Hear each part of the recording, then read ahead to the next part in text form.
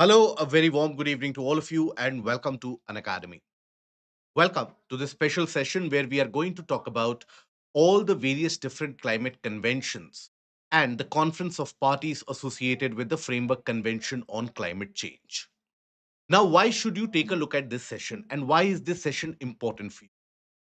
Now, historically, if you take a look at the prelims exam paper for the past 10 years, you will always find that there is one question in the prelims from either of these conference of parties and the major actions taken during these conference of parties. Now, as a consequence, many students they simply take a look at the recently held conference of parties, but they tend to ignore some of the organizations which have been created on the sidelines of these conference of parties well. In this session, not only are we going to cover the entire timeline of all the conference of parties from 1995 all the way till 2025. So all the various 30 conference of parties which have been held, this session is going to cover all of them in. But is the relevance only restricted to the prelims examination? The answer is no. This is a portion which is relevant even for the mains examination.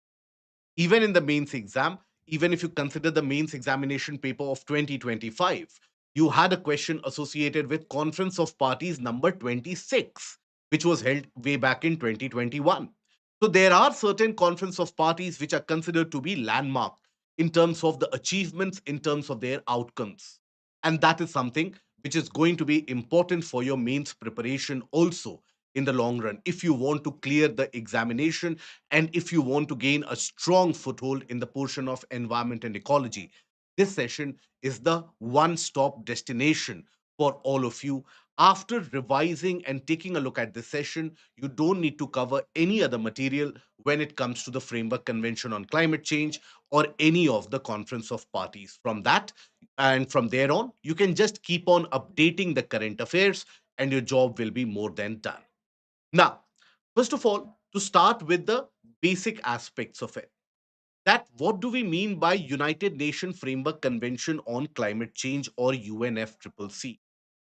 So, UNFCCC is the Framework Convention on Climate Change which was arrived at in 1992. So, in 1992, you basically had the Rio Summit or the Earth Summit. Now, this was considered to be one of the major summit meetings across the world when it comes to environmental action, because it was in this summit that major decisions were taken in terms of how to conserve the environment and how to go about in terms of sustainable development. Now, this summit is famous for three different documents which were generated and three conventions which were arrived at. Now, which were the three conventions which were arrived at this Rio summit? So, if you take a look at three conventions, the conventions covered the portion of climate, the overall desertification, as well as the conservation of biodiversity. So, you basically had UNFCCC, United Nations Framework Convention on Climate Change. Then, after that, you basically had the Convention on Biological Diversity. It is under this Convention on Biological Diversity that you basically have the Cartagena Protocol, the Nagoya Protocol, all those are included under CBD. And then you have the United Nations Convention to Combat Desertification. This is something which has been in news again in the recent times, owing to the action which is being taken in the Aravalis, where the danger is that the desertification in northern part of the country will increase because of the mining of the Aravalis as well. So these were three of the major landmark conventions which were arrived at. Now, for those of you who are beginning the preparation and those of you who are not very clear about what a convention is and what a protocol is, in very simple language, understand this, that when you have many people and many different parties, that is, the interested parties who are participants to a particular meeting, now those participants, when they decide on a long term goal, a long term agenda, that is a convention. So, Framework Convention on Climate Change was basically convened and was arrived at in order to achieve the long term climate goals. What were the long term climate goals? to reduce the amount of heating and global warming that the planet is going through. So that is why you had a convention. But then, just setting the long term goals does not help you achieve this. For example, if you set a goal that I will clear the examination in 2026 or 2027, just that goal in itself might not help you achieve it. You need timely targets as well. When will I complete the portion of prelims? When will I start the revision? By when will I complete the first phase of revision? And so on. So that time setting and the small timely agenda actions that you set, that is what is defined by the protocol. So in this UNFCCC, you basically have the Kyoto Protocol, which again is something that we are going to study in detail in this particular session. What were the key components of the Kyoto Protocol? Now here, you might have a question that why only in 1992 was this set? Was there a background to this? There indeed was a background. The background started with 1972 Stockholm Conference. That is when it all started. Now, Stockholm Conference is considered to be the mother of all different conventions and environmental protection. It was not this is not the Stockholm Convention. There's a different Stockholm Convention for persistent organic pollutants. This is the Stockholm Conference. Now, this Stockholm Conference identified triple threats to environment, the triple threats which are posed to the environment. Which were those triple threats? You basically had the threat which was identified as the climate change. Then the second threat which was identified was basically pollution. And then the third threat which was identified for for the survivability of planet was basically loss of biodiversity. So that is where, from Stockholm Conference, arose a larger movement for conservation of environment, and there were steps and there were measures being taken in each of these regards as well. So that is the case of the United Nations Framework Convention. Why? Because 1992 marked 20 years since the Stockholm Conference. And exactly on those days, you had the holding of the Rio Summit. So that is why 1992, around 5th June, was chosen. Now, in 1972, you had an organization, an environmental body which was created, that was United Nations Environment Program. This was created in 1972. And this body has been a a front runner, a forebearer, a flag bearer of sorts in terms of determining that what are the climate agendas to be considered, the various reports in order to indicate the emission levels, in order to indicate the adaptation levels, and so on. So UNEP was formed in 1972 itself. Now, another major event happened in 19 preceding the Rio Summit. In 1988, you basically had the formation of IPC, Intergovernmental Panel for Climate Change. Now, this was a scientific body which would carry out detailed report in terms of the emissions, what would be the level of warming, the amount of greenhouse gases emitted from which particular portion, where methane is emitted, what is the impact of methane, how the change in the land surface is impacting the amount of heating, the amount of cooling, and so on. So it was a scientific organization, and you had two bodies which were responsible for the formation of IPC, UNEP, and World Meteorological Organization. These two bodies came together for the formation of IPCC. Now, IPCC tends to generate reports indicating the health of the climate, the health of the planet, and the crisis that the planet is going through. So, the first report, what was referred to as the assessment report number one, that assessment report number one was released in the year 1990 to 91. And that basically told the world that, look, the climate is going through a crisis, and that crisis needs to be taken care of, and as urgently as possible. So, all this held the background and held the ideal condition under which the 1992 Rio summit was actually held. Now, this UNFCCC came into force in 1994. So the first conference of party which was held was actually in 1995. And since then, barring the COVID years, it has been held regularly.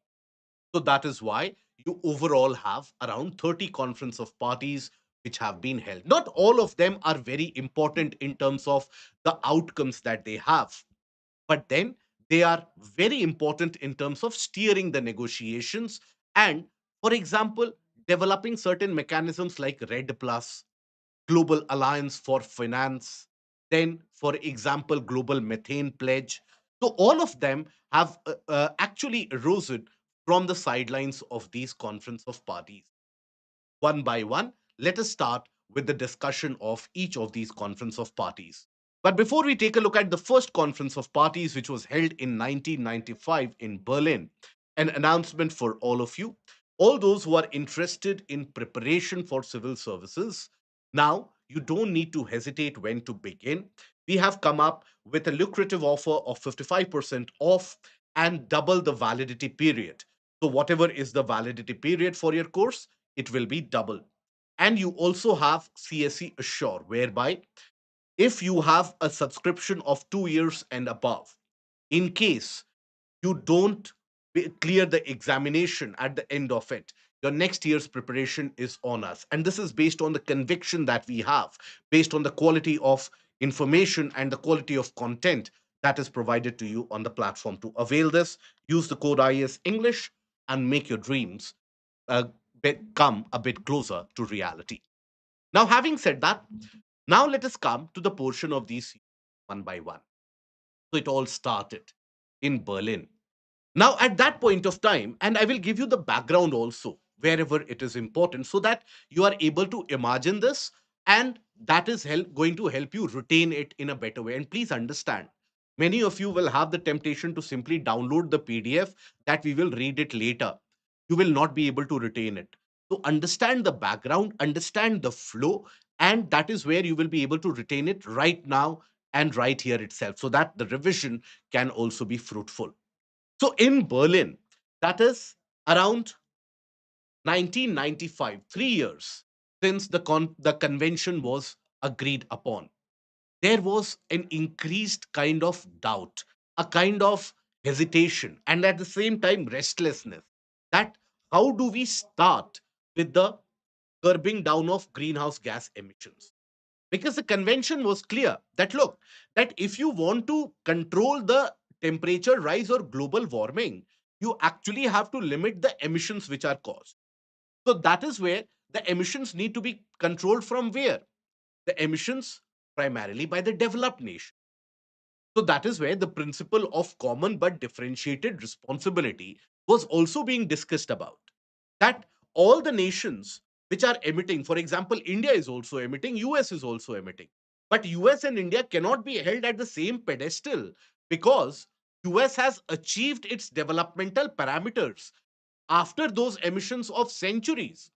Whereas India has started developing in the recent times, and India needs to basically fulfill the requirement of its larger population. Unless and until that population's requirement is not met, what requirement?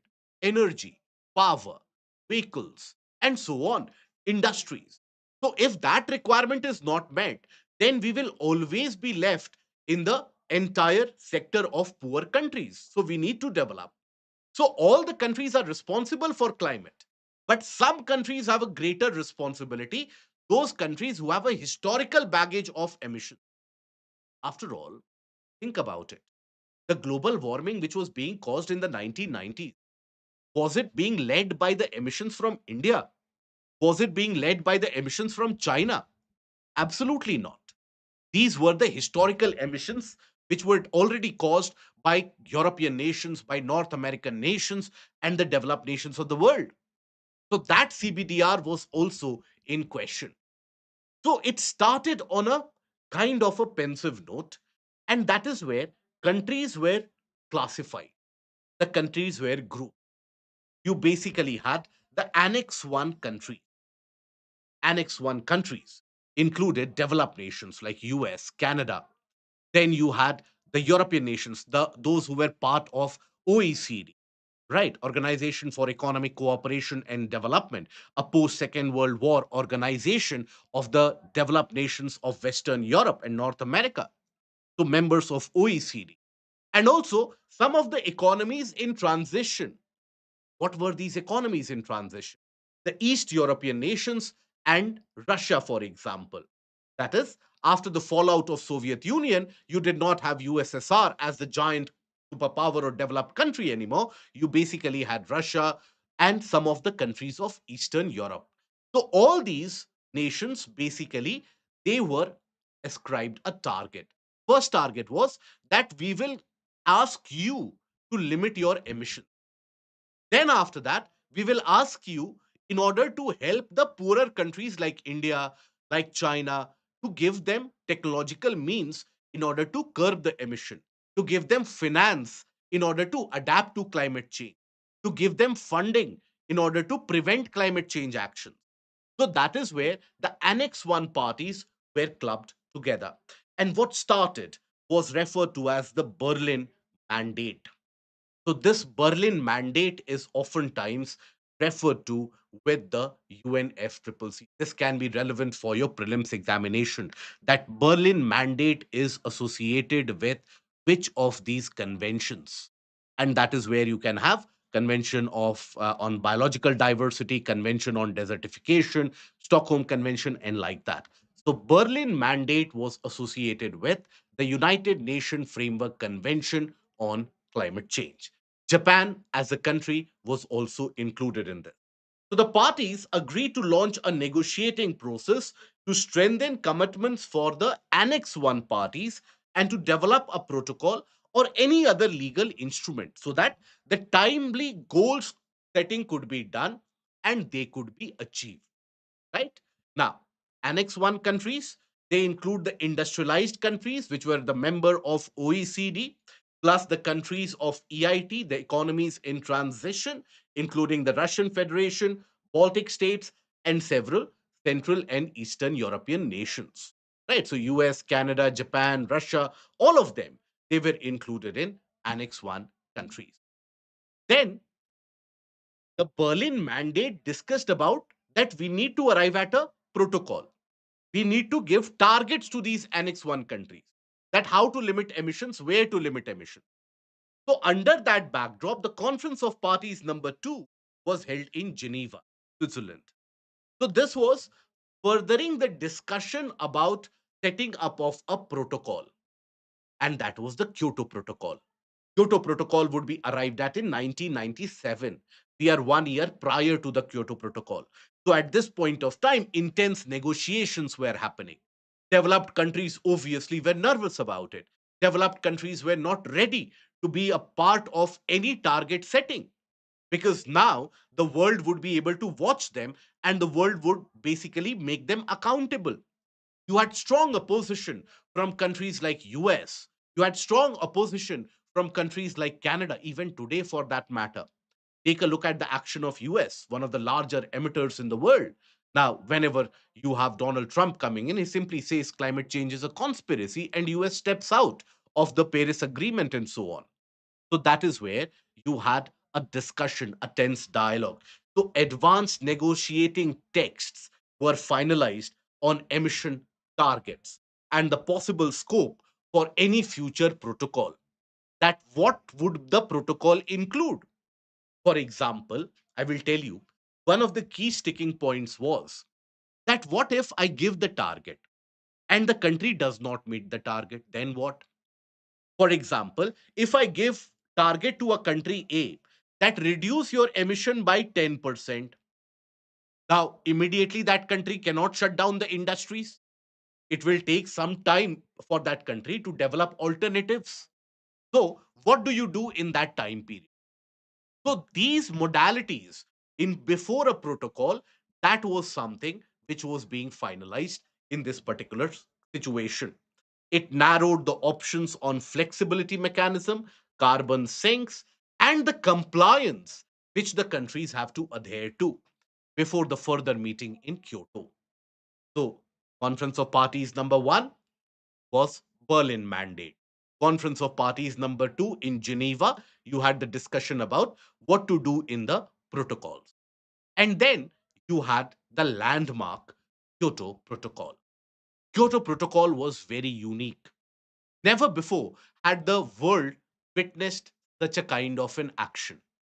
Now, this Kyoto Protocol was adopted in Conference of Parties number 3, which was held in Kyoto in Japan. Now, this Kyoto Protocol basically was about fixing targets for the Annex 1 countries, that beyond this you cannot emit. If you are emitting beyond this, we will not immediately punish you. We will give you options as well. We will give you options regarding how to meet your target. For example, let's suppose as a candidate, you are given a target that in the next 5 days you have to complete the portion of geography. Now, in case you are unable to finish the portion of geography, then maybe you can do one thing, you can appear for other test papers. So you will have some other responsibility that you can fulfill in order to meet the criteria. So that kind of a flexibility mechanism was developed for the first time, which made it easier to follow and which made it quite unique, right? So that is where it was legally binding quantified emission reduction target for the Annex 1 parties. And the implementation plan period was supposed to be 2008 to 2012, 5-year plan period. We are in which time right now? 1997. So the things which were being discussed was for 10 years in the future. Okay, 10 years in the future. Now, this was a single most important legal outcome of the Berlin, Geneva, and Kyoto negotiation. Now, this Kyoto Protocol overall, the countries that would ratify the protocol would commit to reduction of greenhouse gases. Which greenhouse gases? All the greenhouse gases. After all, water vapor is also a greenhouse gas, isn't it? So, which greenhouse gases are we concerned about? So, you have carbon dioxide and five other greenhouse gases: methane, nitrous oxide, sulfur hexafluoride, hydrofluorocarbons, and perfluorocarbons. These were initially targeted. That you have to limit the restriction of these six greenhouse gases. Out of these, the most dangerous would be carbon dioxide and methane emission. Mind you, per molecule, when you consider the amount of damage, carbon dioxide has got a lot of damage. Methane has got greater warming potential as compared to one molecule of carbon dioxide. It has got a greater warming potential. But then, methane as a gas does not stay in the environment for very long. It dissociates and it disintegrates very quickly. But nonetheless, it is one of the major greenhouse gases, right? So that is where engage if you are not able to curb the emission of these gases, then engage in emission trading. And if they maintain or increase emissions of these gases, trading has to be done. So, what was this trading? It was referred to as the market mechanism. So, these market mechanisms were of three types. We will take a look into it. But the countries were divided broadly into three groupings now, right? We will take a look at those three groupings as well. Under the principle of CBDR, common but differentiated responsibility and differential capacity, because not all the countries have the same capacity. US can easily provide $100 billion in donation with or $10 billion in donation without blinking an eye. But can a country like Sri Lanka provide that amount of money for climate change? Obviously not.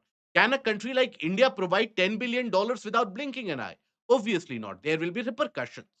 So all the countries have their own ability, own capacity to fight against climate change. This was realized, this was implemented, and it is with the help of these that underdeveloped nations of the world, the G77 grouping, the global south, they were made a partner in this fight against climate change. And what was the target that we have been talking about? The target was that emissions would be reduced by an average of 5% below the 1990 levels. When would the emissions be reduced? In the plan period of 2008 to 2012. So, whatever was your emission in 1990, by the year of 2008 or 2012, you have to reduce the emissions by 5% of your 1990 level. This was the target which was. And the countries were basically divided into groupings. What were those groupings? So you basically had the first grouping, that was of the very developed nations, that was the Annex 1 parties. So countries amongst the developed nations, referred to as the Annex 1 countries, who have accepted greenhouse gas emission reduction obligations, must submit an annual greenhouse gas in. What does this mean? That if you have ratified this convention, whatever annually you are emitting as greenhouse gases, that is something that you basically have to submit an account for, so that it can be verified that you are actually doing something to reduce the amount of emission. Then you had some of the parties, that is the Annex 2, consisting of OECD members of Annex 1 and not the EIT, not the economies in transition.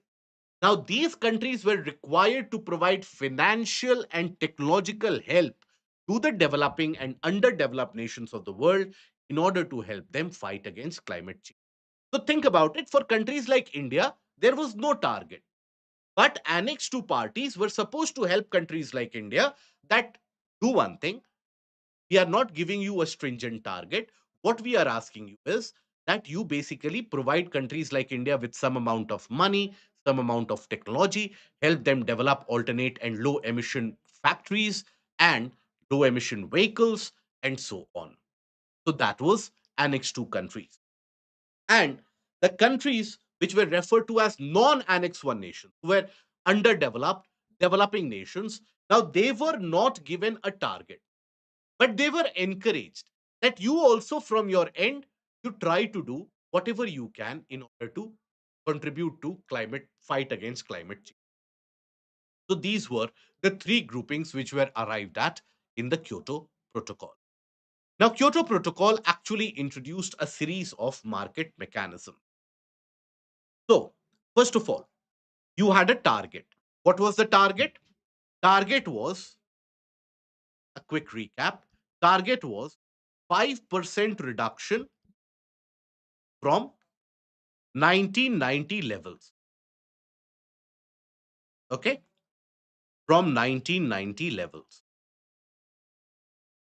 Correct? Now, in case you are not able to meet the target, then what do you do? So, imagine if, let's suppose, as a country, you consider Germany. Now, if Germany, just as an example, if Germany is emitting this much amount of greenhouse gas, carbon dioxide equivalent every year, now the target is that they have to reduce the emissions to this extent. Now they are not able to do so, right? Maybe they have managed to reduce it to some extent, but beyond that, they are not able to. So, what will you do for these extra emissions? For these extra emissions, you need to go for trading of these. Now, how do you trade emissions? If carbon dioxide is released into the atmosphere, how do you trade it? So basically, as you would have seen, that all the countries were required to maintain a greenhouse gas inventory, that this much amount of tons of carbon dioxide we have emitted. So let's suppose they have emitted 10 gigatons of carbon dioxide equivalent extra. That is the extra emission that they have done, right? This is the extra emission that they have done. So they can actually do certain things. There were three mechanisms which were made available to them. One was known as JI, or joint implementation. And this is where Kyoto Protocol was unique. It was different from the earlier Montreal Protocol. It was different from the other conventions earlier. because it had flexibility mechanism which would help the countries meet the target.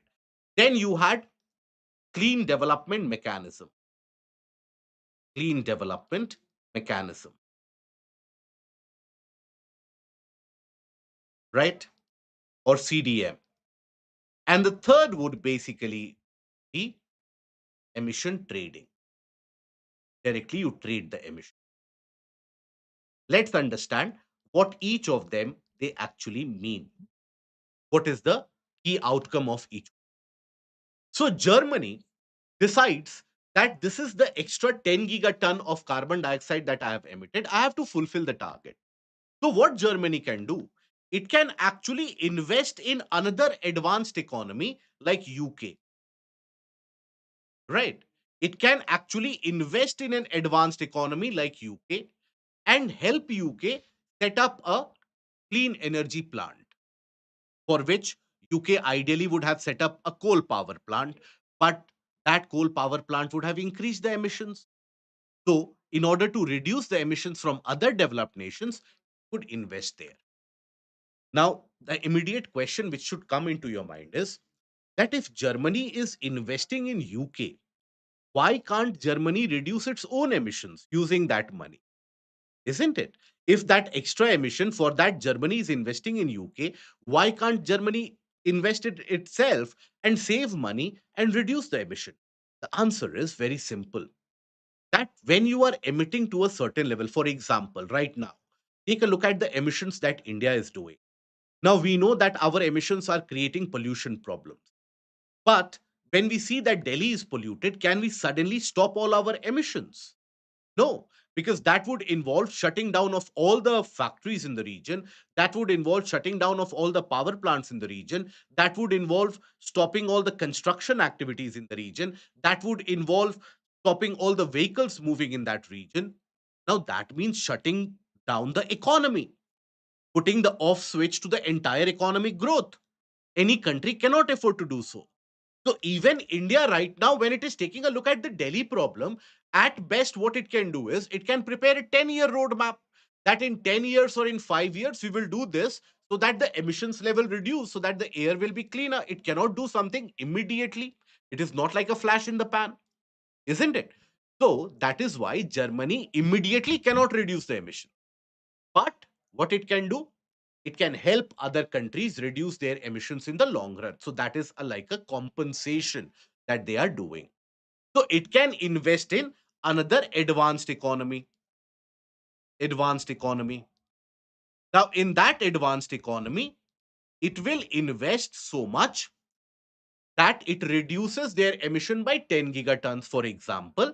It will set up so many solar power plants. It will help UK set up so many wind energy farms so that 10 gigatons of carbon dioxide emission which UK would have done, that would not be caused anymore in the future.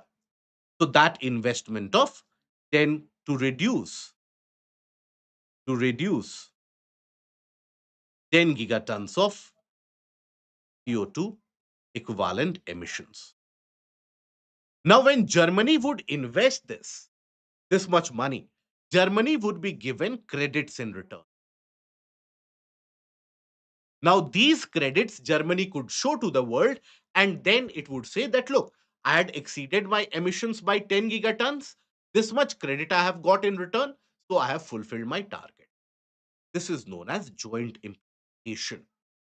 When two advanced economies interact with each other, maybe Annex 1 parties themselves, when they interact with each other to reduce the emissions, that is what is joint implementation. This is one way. The other mechanism would be that, look, Germany says that no, UK is already very developed. I don't want to invest in UK. Okay, I don't want to invest in UK. So, what do I do? So, basically, here, Germany can invest in another country like India in a cleaner energy. And in India, again, to reduce the 10 gigatons of carbon dioxide emission, it can invest, it can provide technological help as well, invest in clean energy, solar plants, wind, wind power,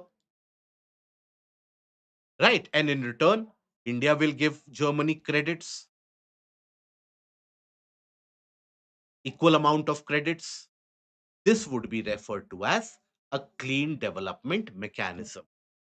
So, clean development mechanism is when you basically have a developed nation investing in an underdeveloped or a developing nation.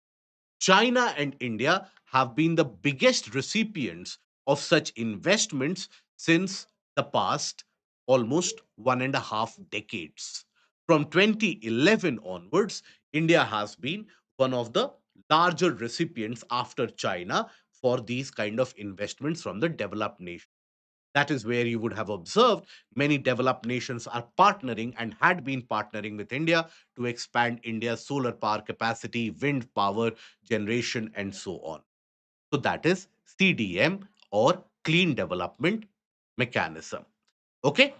Now, then you basically have the other mechanism, that is emission trading.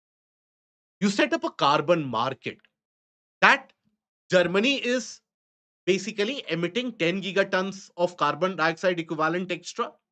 Now, what do you do of that extra? So you basically go to, let's suppose, Japan, and you say that, okay, Japan, you have emitted less, so you have some extra legroom with you.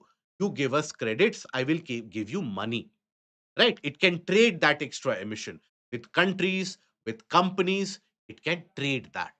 That would be referred to as emission trading.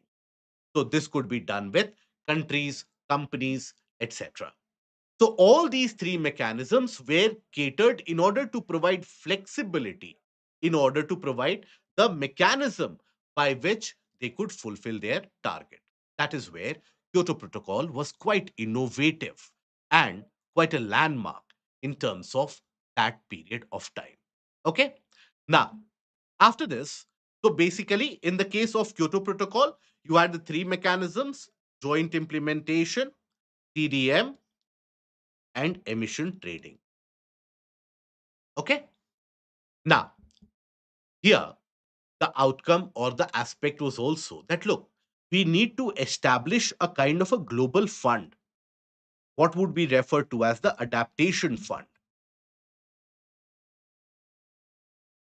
We need to provide or set up a global fund so that all the poorer countries, they are able to adapt to climate change. What do we mean by adapt to climate change? For example, we know that the planet is warm. For example, in India, we know that you have very distributed or disturbed amount of rainfall that we receive. In certain months, you have drought conditions. Certain months, you have flood conditions. So why is it that after flood, you have droughts? Because rainwater harvesting is not done. So we need to adapt to these warming conditions. What do we need to do? We need to build rainwater harvesting structures, isn't it? That would require money. Where would you get that money from? So, for that, a global fund should be established. That would be the adaptation fund. Now, this was eventually established in the next few conference of parties that we will take a look in. So, first of all, a quick recap of each one of them. Joint implementation. Joint implementation is where an advanced country A, which has not been able to fulfill its target, will provide technology or finance to another advanced country B, right? To set up an emission reduction project, a clean energy project. And in return for that, the advanced country B will provide credit. Such credit would be referred to as the ERU, emission reduction unit. This credit would be provided to advanced country A, then they would be able to meet the issue. What is the difference between adaptation and mitigation? Mitigation is prevention. I am going to prevent the temperature from rising. That is mitigation. Adaptation is that temperature has risen up. How am I going to adapt to this rising temperature? Okay, so that is the difference. In mitigation, you prevent the emissions. In adaptation, you create water storage structure, you create larger shade areas to prevent against heat waves, you create artificial channels to prevent against floods, and so on. So that is the basic difference between adaptation and mitigation. Okay. Now, This is the case of joint implementation. I hope nobody will get it wrong now. And then you had the CDM, the Clean Development Mechanism. Now, Clean Development Mechanism is where an advanced country A would invest in a developing country B. This could include countries like India, countries like China, okay? And it would be again invested in a clean energy project, an emission reduction project, right? And in return, they would be given credits, like I explained before, and these credits would be referred to as CER, that is Certified Emission Reduction. That would be the name of the credit. In joint implementation, what was the name?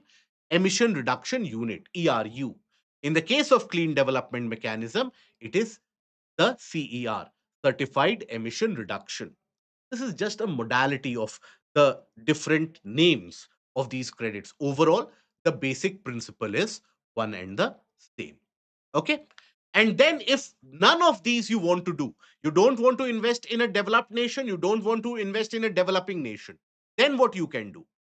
Then you can basically carry out emission trading. So in emission trading, you basically you can carry out that trading with another country, like Germany can trade with Japan. That look, you have not emitted so much, you have some scope. Give us that extra scope in form of credit. We will pay you money. Or any, let's suppose any industry, like let's suppose any oil producing industry has been given a target that this is how much you emit. Now they have managed to overachieve it, they have emitted much less, so they have some scope, so I can trade with that also, right? So that is where you can basically trade the emissions, and here you would be given the credit AAU, assigned amount unit.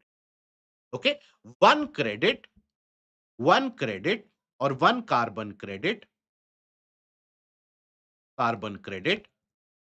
would amount to 1 ton of carbon dioxide equivalent emission. What do we mean by carbon dioxide equivalent? For example, let's suppose you are considering methane emission. Now, methane, what will be the equivalent of carbon dioxide? 1 kg of methane, how much amount of carbon dioxide? So, that is why, in order to have a fixed unit of measurement, CO2 or CO2 equivalent was to be considered. So that was the case of the three market mechanisms provided by Kyoto Protocol. I hope this is as clear as it can be. After Kyoto Protocol, once this was done, then the discussion was how to implement this. Because mind you, we were still in 1997. The plan period was 2008 to 2012. There was a lot of opposition. Various countries, for example, Canada was opposed to this, US was opposed to this. US's contention was that you have bigger emitters like China, and you are not asking China to fulfill the target. You are not asking China to do this JI, CDM, and ET. You are asking us. We won't do it, right? So you have emitters like India. They are not doing it. They don't have target. Why should we do it?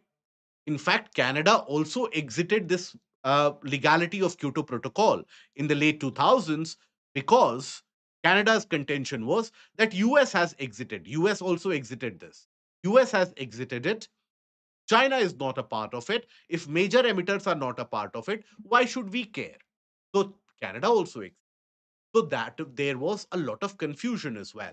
But majority of the countries of the world, they were spending their energy in order to devise the modalities of it. That, okay, how do we set up a carbon market? European carbon market, for that matter, was set up in early 2000s. Around 2005 was when the carbon markets were set up, and the trading started immediately after that. So there was this legality of how to set up these targets, or how to basically ensure that the credit is transparent, right? So that is where, in Conference of Parties number 4, that was held in Buenos Aires in Argentina, what was adopted was BAPA, Buenos Aires Plan of Action. Just like Berlin Mandate, this Buenos Aires Plan of Action is also important for your prelims examination. Remember the Berlin Mandate associated with the first conference of party? PAPA is also important for your examination because here the plan of action post Kyoto, arrival of the Kyoto Protocol, what should we do? So that was something which was discussed. So it agreed for a 2 year work program to elaborate the rules because it could not be done in 1 minute. It is not as if today everybody would sit down and they would say that, okay, JI would be like this, CDM would be like this, adaptation fund would be like this. No, all the countries have to agree to it. The countries, when they discuss it, they will have to take it back to their own governments. They will have to discuss it with their finance ministry. They will have to discuss it in their parliament, get the approval. So it would take time. So that is why a 2 year work program to elaborate the rules for sink, carbon sink, flexibility mechanism, and accounting. How do you account for the emissions, the trade, etc. Advanced methodological guidance for the greenhouse gas inventories. For example, I am a country and I say that I have not emitted any methane. So there should be a measure of check with the help of the satellites and so on. So, how do you maintain that greenhouse gas inventory? Do all the countries have required mechanism and the standard operating procedure to maintain that inventory? So, all this was a part of Buenos Aires Plan of Action or PAPA. Preparation of rules for the flexibility mechanism.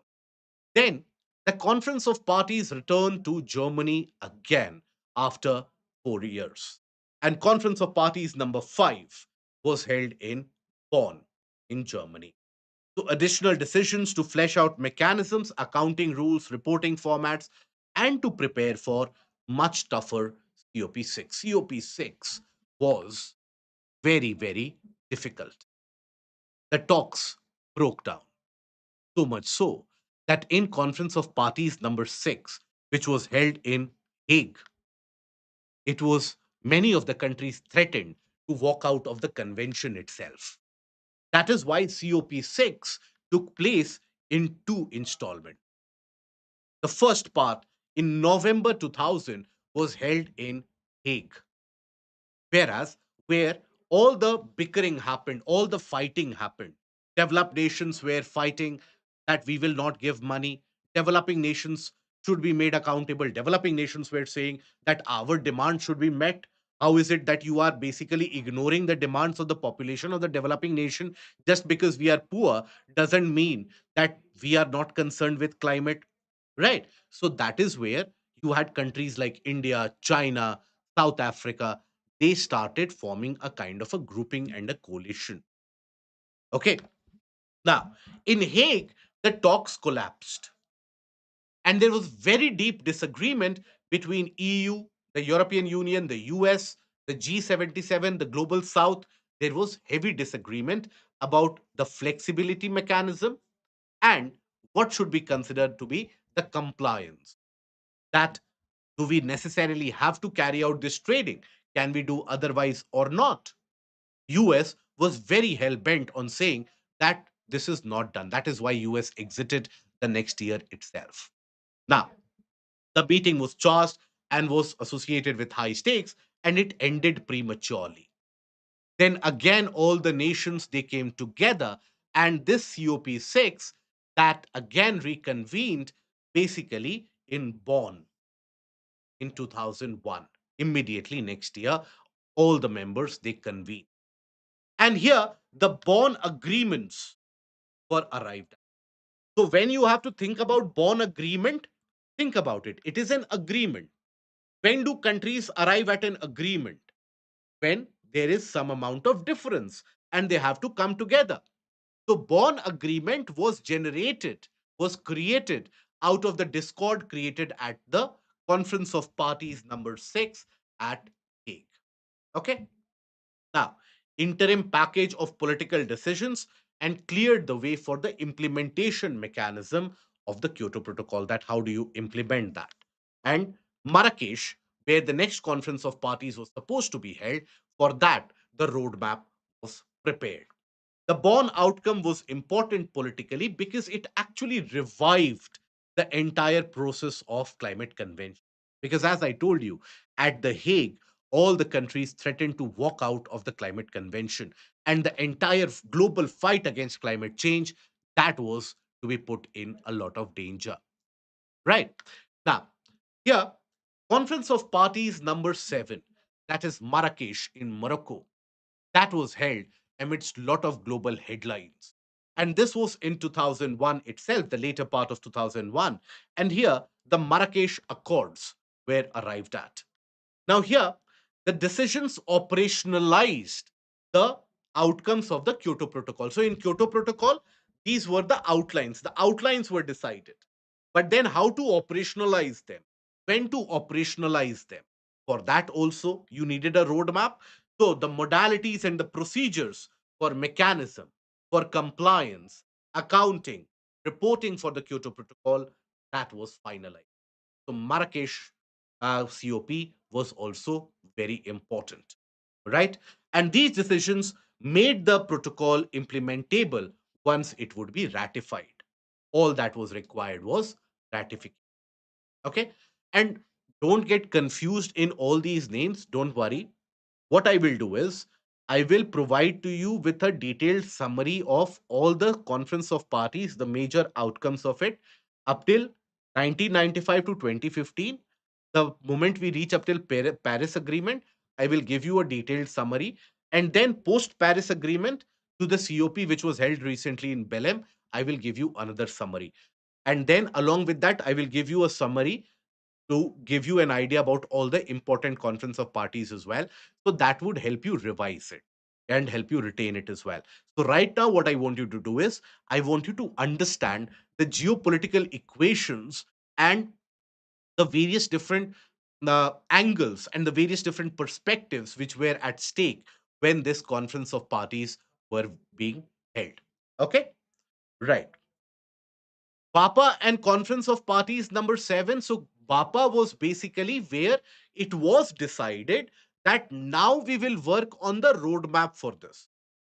Conference of Parties number 7 was the end period of BAPA, right? So, that 2 year roadmap, which was started at BAPA, ended at Marrakesh.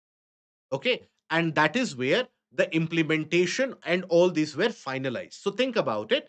You basically start that in BAPA or in Buenos Aires, you decide that, okay, from now on, we will start working on the modalities, how to ensure the measurement, compliance, and so on. And you work for that for 2 years. And at the end of 2 years, all the countries agree to that. So that is the journey from Buenos Aires to Marrakesh. Okay. Now, the accords covered CDM modalities, which were in lot of discussion. Developed countries did not want to invest in poorer nations. That I can invest in US. Don't ask me to invest in China. Don't ask me to invest in India. What if India doesn't take care of the solar plants and India doesn't give me credits? Then what? So those CDM modalities that were covered in the accord, the reporting guidelines and guidance for the sinks, the carbon sinks. That was something which was done in the Marrakesh.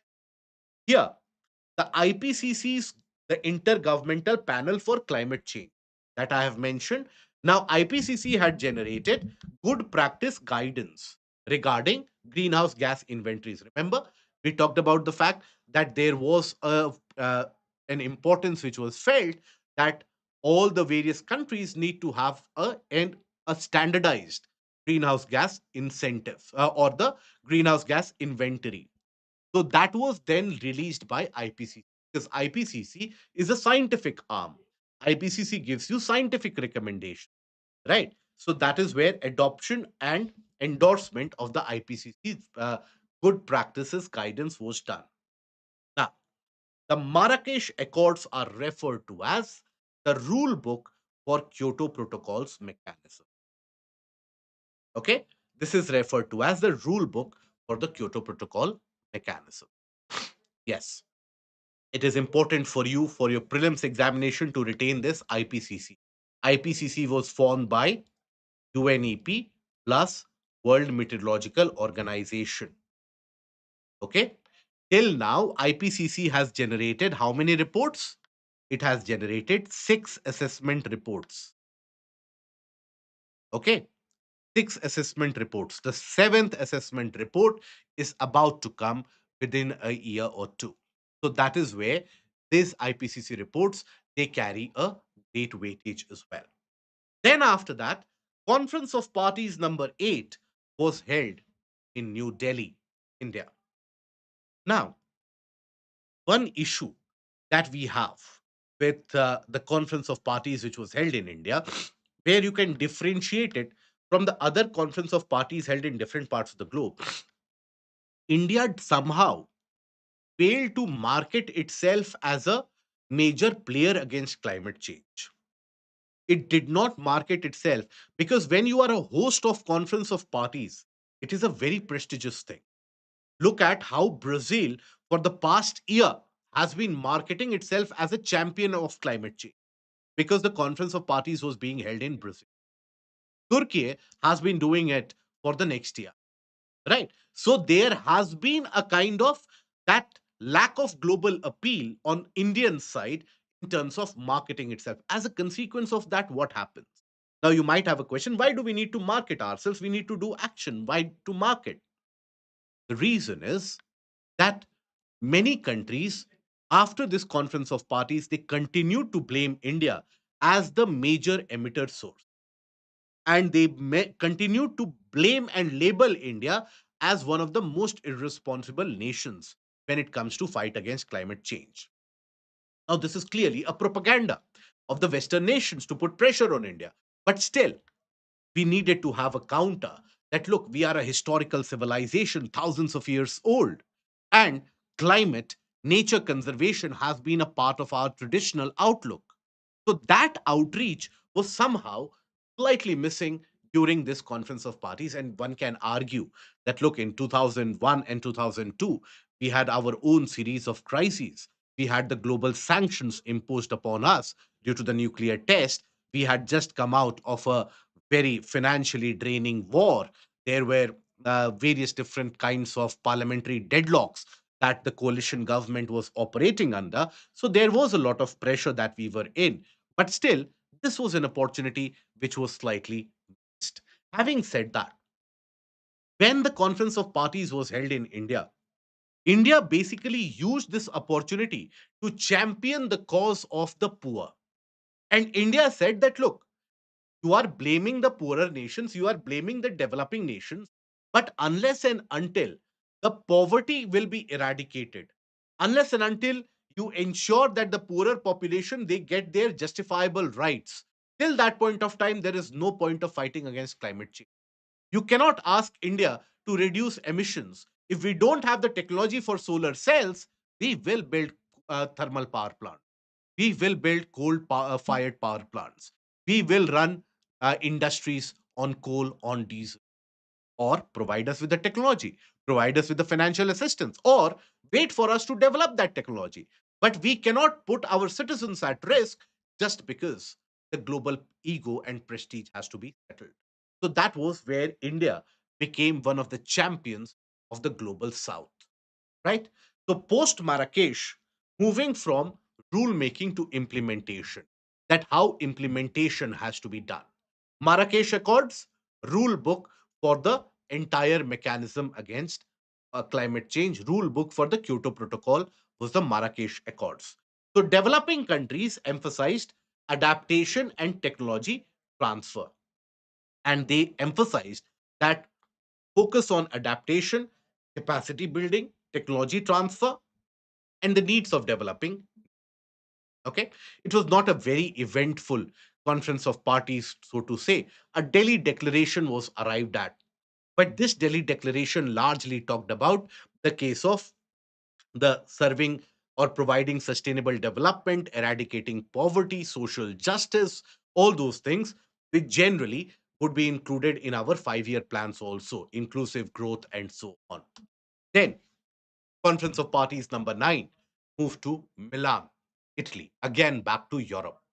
Now, when these Conference of Parties are held in Europe or in the region of the developed nations generally have the sway. right? So, continued operationalization and refinement of CDM, the work was carried out because now the plan period was nearing 2008. Now it was becoming clear to all the countries what their responsibilities are going to be. Additional guidance on mechanism, capacity building for developing nations, and work on inventories and mitigation strategies. Then again, Conference of Parties moved to Buenos Aires, COP10, which was held in Argentina, Buenos Aires. Now, Kyoto Protocol had now been opened for signature, but still ratification was not done. By this point of time, US had initially withdrawn. So that created a panic amongst all the nations that if the most powerful nation, the surviving superpower of the world, the most advanced economy of the world, if US has exited this, why should we be a part of it? So initially the countries were hesitant. Now, that is why the ratification of Kyoto Protocol, because mind you, unless and until Kyoto Protocol is ratified, till that point of time, why will any country or when will it come into force? If it does not come into force, will it be legally binding? No. So, further technical development, decisions on adaptation framework, CDM experience, preparation for the future. What should happen after the first plan period? That discussions started because it was understood that it is not the case that between 2008 to 2012 the entire fight against climate change will be won, and people had witnessed the opposition to Kyoto Protocol. So what should be done after 2012 which will be acceptable to the entirety of the world, where the developed nations don't feel alienated, and what should be that comprehensive action that the countries have to think about and work upon. Now, then, the Conference of Parties, number 11. By this point of time, Kyoto Protocol had been ratified and was into action. The Kyoto Protocol entered into force on 16th of Feb 2005 after enough number of ratifications. So once the Kyoto Protocol entered into force, that is why this is also referred to as MOP1. What is MOP? The meeting of parties, the parties to the Kyoto Protocol. So overall, it was Conference of Parties number 11. But for the first time, the parties to the Kyoto Protocol were meeting. So that is why it is also regarded as MOP1. This was held in Montreal in Canada. Okay. Now, COP11 was the first meeting where the Kyoto mechanisms began to be implemented. Now, by this point of time, mind you, I had told you that carbon markets were established around 2005. Carbon markets were established. Now, carbon markets were established means what? That trading and carbon credits,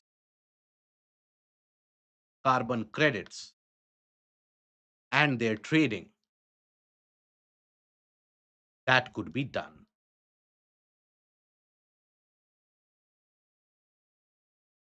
Right. So implementation had started to happen, not in full-fledged manner, but implementation had begun.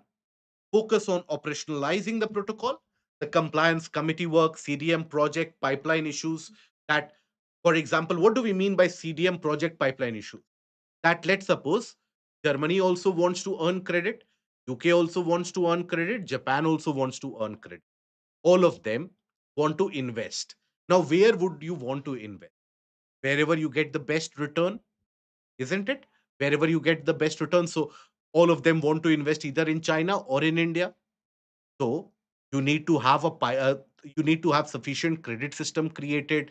You need to have land allocation and everything sorted from that destination country as well. So many of these projects were piling up. It is here also that India lost out to China because we did not provide enough clearance to the projects at an equal rate. China would provide very quick clearance of projects. Vietnam started gaining. But India, obviously, there was environmental issue. Because of environmental issues, we did not provide many of the clearances to the projects. So the projects were diverted to Vietnam, even Cambodia, even China. So in this period, China was amongst the largest recipients of the foreign investment. Strengthened attraction, attention to adaptation or technology transfer, and finance for the developing nations. Then you had COP12. Now we are coming close to the plan period of Kyoto Protocol. So discussions started getting tense about whether this Kyoto Protocol, whatever we are suggesting, will that be sufficient or what is the use of it? Right? After all, countries like China, countries like India, they are still going to emit. And this is where the developed nations, they had formed a kind of a grouping, and they had basically started buying off some of the smaller nations that don't agree to everything that these countries are saying. We will pay you money, but we won't pay everyone money. Okay. So because Conference of Parties and United Nations Framework on Convention on Climate Change, it works on consensus basis. It does not work on majority basis. That is, unless and until all the members agree to a certain point, all the members agree to a certain agenda, a decision is not taken. So that is why the consensus was slowly and steadily drawn against India and China. And this is where countries like India and China, they started reacting. And the entire outburst happened next year. That is in Bali. So, launch of the Nairobi Work Program. Nairobi Work Program also important, just like the Berlin Mandate and BAPA. Nairobi Work Program is also important for your prelims. So, Nairobi Work Program on impacts, vulnerability, and adaptation to climate change. So, the discussion began and came back to what are the damages or what are the dangers which are faced, which are risked due to climate change. A dedicated program to help countries improve their understanding of impacts and make informed adaptation decisions. Build the knowledge base for adaptation policy, finance and technology transfer as well. Okay, so that is also something which was worked upon. Then after that, you basically had the showdown in Bali, that is Conference of Parties 13, which was held in Bali. Here, there was a challenge to the basic principle of CBDR. The challenge was, and the challenge which was posed was that there was a greater realization amongst many of the countries that even if you take the plan period of 2008 to 12, it won't be very successful against climate change because you have large emitters like China and India, which are outside this. And this is when China and India got together and they reacted very sharply. And that is where they ensured that eventually in the Bali roadmap, the principle of CBDR was adhered to. No country had the option of escaping the principle of CBDR. They basically garnered the support of the developing nations and the underdeveloped nations. So, this is where the coming together of India and China happened in Bali.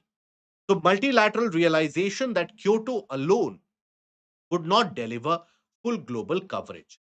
Major emitters needed to be included in any future regime. Post Kyoto, what needs to be done?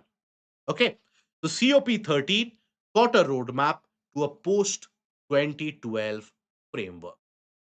That post 2012 make India also accountable, make China also accountable. Because, mind you, by this point of time, China had started emerging. China had started to indicate signs of being on a upper income level, right? The surge of technical work on Damas. That is what each government can do in order to mitigate climate change.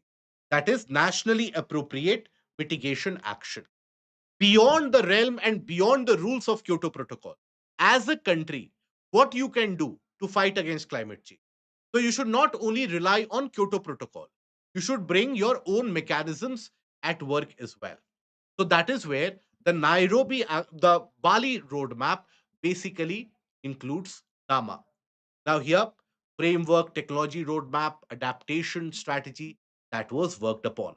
Now, Bali set five building blocks, a shared vision that all of you, we have a common goal. What is the common goal? Fight against climate change. So, shared vision, mitigation, that we have to prevent climate change, adaptation, if climate or the global warming is already happening, how do we adapt to that? Finance, we need funding, and it is undeniable that we need funding. Then, technology transfer, and that would create the negotiating platform for eventually COP15. Bali Action Plan or the Bali Roadmap unlocked a 2 year negotiating process. Just like BAPA had a 2 year negotiating process, here also a 2 year negotiating process was initiated.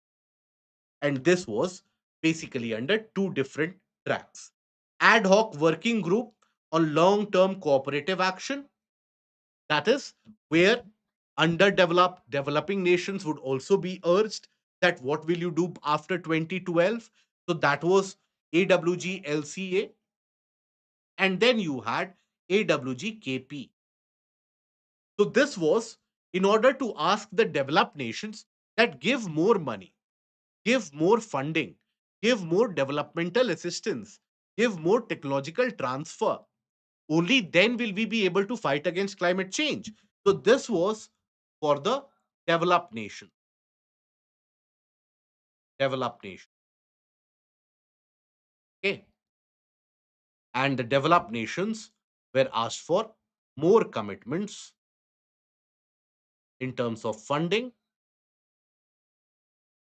commitments, and more technology assistance.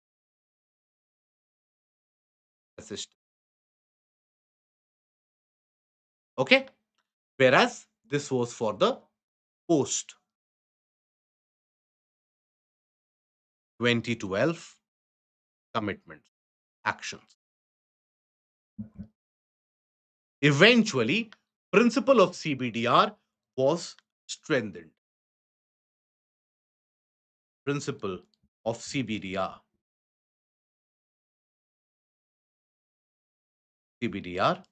was reinforced. Okay, it was reinforced.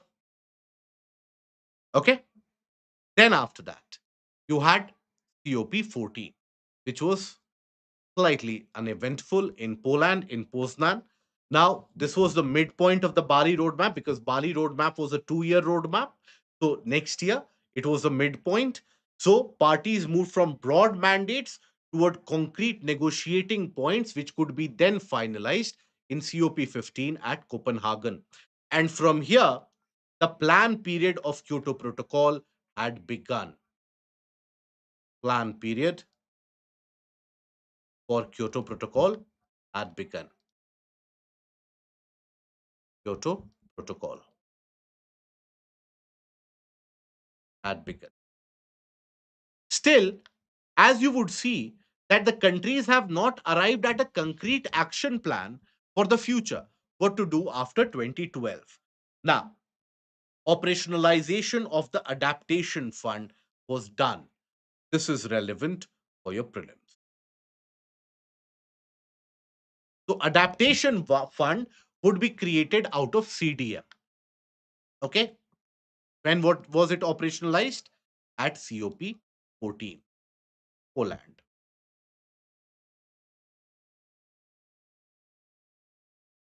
Okay. Now, this was where adaptation fund was made fully operational, and funding was sourced from where? 2% levy on the CDM projects which were under the Kyoto Protocol. So 2% levy would be charged from them. So if, let's suppose, Germany is investing $1 billion, so out of that 2% levy would be created and it would be given to the adaptation fund. Okay, enable direct access for developing countries to adaptation finance. Then you had COP15, Copenhagen, and it was a summit. Summit meeting means, what is a summit meeting? G20 summit. Rio Summit. Summit is basically where the heads of the state they tend to participate, right? The heads of the state, the top level of the government. So this was a kind of a summit meeting. So parties here attempted to finalize the post 2012 deal, what should be done after 2012. But they differed sharply in terms of whether it should be legally binding, what should be the mechanism. And here Kelrose,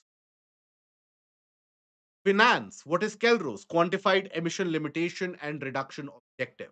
So Kelrose, finance, and the differentiation, this was where you had a lot of difference. Copenhagen Accord was arrived at.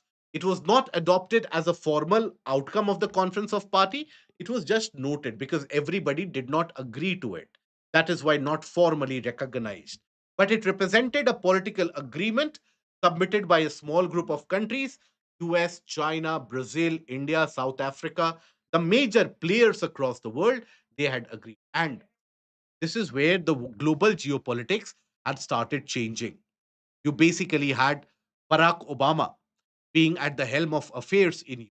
And Barack Obama was a champion and has been a champion against climate change. So Barack Obama was more than willing to partner with countries like India and China for a larger objective against climate change. Now, the Accord recognized the scientific view that warming should be limited below 2 degrees Celsius. Because, mind you, all these goals, that warming should be limited below 2 degrees Celsius, all of this funding should be provided, mobilizing $100 billion, all of that came later. Kyoto Protocol did not include these. Okay. So here, invited countries to submit their mitigation pledge. That what would you do to fight against climate change? Introduced immediate financial commitments from the various countries, a roadmap towards mobilizing $100 billion annually by 2020 by the developed nations themselves, that they have to provide $100 billion annually. Okay, so this work was done in Copenhagen, and Copenhagen Accord was actually arrived at. Then COP16, that happened in Mexico, Cancun in Mexico. Now, here, Cancun agreements were arrived at. Now, modalities for MRV. MRV basically started, the work of MRV started in Bali itself, right? This started in Bali in 2007. So, that is where it had started already. Okay. So, a set of decisions collectively known as the recognized as the Copenhagen Pledges, established the Cancun Adaptation Framework associated with United Nations Framework on Climate Change. Now, MRV is what? Measurement, reporting, and verification. This was to build transparency in the climate action and the mitigation plan by each of the countries. Decision to establish the Green Climate Fund. It was a major decision. What is the funding agency for UNFCCC? The funding agency for UNFCCC is GEF, Global Environment Fund. Now, that is also the funding agency for the Convention on Biological Diversity and United Nations Convention to combat desertification. But that was turning out to be inadequate. That is where Green Climate Fund was established. So this Green Climate Fund is the world's largest dedicated fund established under United Nations Framework Convention on Climate Change to help the developing countries finance the climate action. Now, this has been asked in the prelims examination. Okay. When was it established? It was established in Cancun in 2010 in Mexico. So this is GCF. So shifting to low emission, climate resilient development by supporting mitigation, that is cutting emissions, and adaptation strategy. Headquartered at in South Korea. Now aims for 50-50 split between funding for mitigation and funding for adaptation project. Vulnerable, the focus would be on the least developed countries and the small island developing nations, and also the African countries. That would be the key focus of GCF, because obviously the case of GEF was turning out to be inadequate. Okay. Now, another mechanism which was arrived at, which was started again in Bali. So, MRV was also started in Bali. This was also started in Bali. That was RED. Now, what is RED and RED plus? RED plus basically refers to reducing emission from deforestation and forest degradation, plus conservation and sustainable management. So earlier, RED concept was launched in 2007 in Bali. Okay. This was also, and this is also something which had been asked in the prelims examination. So RED concept was basically launched in Bali. At that point of time, it was simply reducing emissions from deforestation, because one thing that many of you might not know is that deforestation is amongst the major sources of carbon emission. When you have dense trees, the trees absorb carbon dioxide, they are the sinks for carbon dioxide.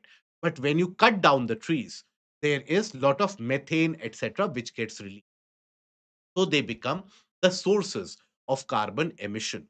So that is where RED plus mechanism was actually provided. India was amongst the major supporters of that in order to prevent the emissions caused by deforestation in many countries. Countries like Indonesia, countries like Brazil, deforestation was being carried out and is still being carried out in large numbers. So to basically prevent them. Then 2010 in Cancun, RED expanded to RED plus, which included conservation, sustainable management, and enhancement of forest carbon stocks. Okay, this also aimed eventually that if you conserve the forest in an area, if you basically prevent deforestation, you will empower the indigenous population also, the local community also.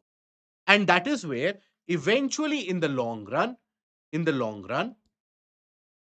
it would fight off poverty, fight against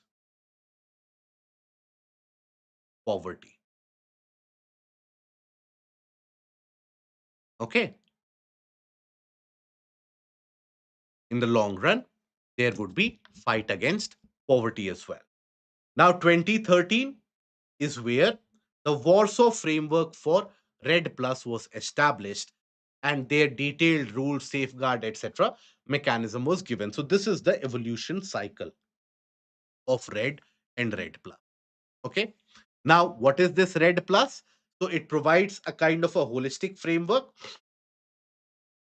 for for the fight against climate change in the forest sector, and five RED plus activities are reducing emission from deforestation, reducing emission from forest degradation, conservation of forest carbon stocks, sustainable management of forest, and enhancement of carbon stocks. Means afforestation program should be carried out. So, what the countries were required to do, develop national strategies for prevention of deforestation, policies and measures, and capacity building. Implementation would involve further capacity building, technology development and transfer, and result based demonstration activities, right? And countries implementing RED Plus must provide information. They have to be transparent on how social and environmental safeguards are being addressed and they are being considered. Now, there would be measurement also, verification also. So, National Forest Monitoring System, data and information regarding what is the status of the forest in each of the country. Now, National RED Plus strategy or action plan by each of the nations addressed the assessed forest. What is the reference that you are considering? So, for example, if I say I have this much amount of forest carbon stock, but there has to be a reference period, isn't it? There has to be a reference period. Since when are you comparing? Are you comparing it since 1900 recently, or when? Right? And there have to be safeguards. Okay, so that is basically the property or the feature of Red Plus. Then you had COP17, which was held in Durban. Now, by this time, there was a realization that the plan period of 2012 is The end plan period of 2012 is nearing, and we still don't have a roadmap beyond 2012. What to do beyond 2012? Whether we have a new protocol, whether a new agreement will be arrived at or not, that was not there in the cards. So, when you had the Conference of Parties number 17, which was held in Durban, South Africa, now with the Kyoto Protocol covering only developed countries, a new broader approach was needed. Post 2012, that was still indecisive. So, Durban platform parties, they basically launch a process to develop new legal instrument, right, applicable to be all the parties, to be completed by 2050 and operational from 20. This is the precursor to the precursor to Paris Agreement. The hope was that in the next 4 years we will arrive at an agreement, whatever that agreement might be. We will arrive at the agreement, and then that agreement would be implemented from 2020. But from 2012 to 2020, 2012 to 2020, what needed to be done, that was still not decided, right? So this decision effectively set the political timetable which led to the Paris Agreement. Okay. Now, Durban also agreed on the second commitment period of Kyoto. So, what was decided was that look, the first plan period was 2008 to 2012. Next, whatever we are deciding will come into place after the Paris agree or after 2020. So, from 2012 to 2020, let's extend the provisions of Kyoto Protocol itself. Okay. Red Plus began in Bali. It was agreed upon through Cancun. The implementation and finalization was done in Warsaw, and thereafter, the implementation began. It started in Bali as Red. The Red Plus happened in Cancun. The entire framework was established in Warsaw. Okay.